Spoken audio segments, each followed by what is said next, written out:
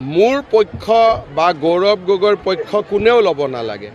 এইটো কোনো ৰাজনীতি নহয়। তিনিটা প্ৰশ্নৰ উত্তৰ দিব লাগে চিধা বেকা বেকি নকৰাকৈ, যে গৌৰৱ গগৈ বা কংগ্ৰেছৰ এজন সাংসদে পাকিস্তানত 15 দিনৰ বাবে গৈছিল নে নাই, আৰু এই 15 দিন পাকিস্তানত যাওঁতে তেওঁ কাক কাক লগ পালে, যদি গৈছে এইখিনি কথা অসমৰ মানুহকতো জনাব লাগিব। দ্বিতীয়তে, তেওঁৰ পত্নীয়ে চাকৰি কৰে ভাৰতত, দৰমহাহে পাকিস্তানত, তাৰমানে পাকিস্তানৰ এজেণ্ট হ'ল নে নাই, এই কথাটোতো আমাক জনাব লাগিব।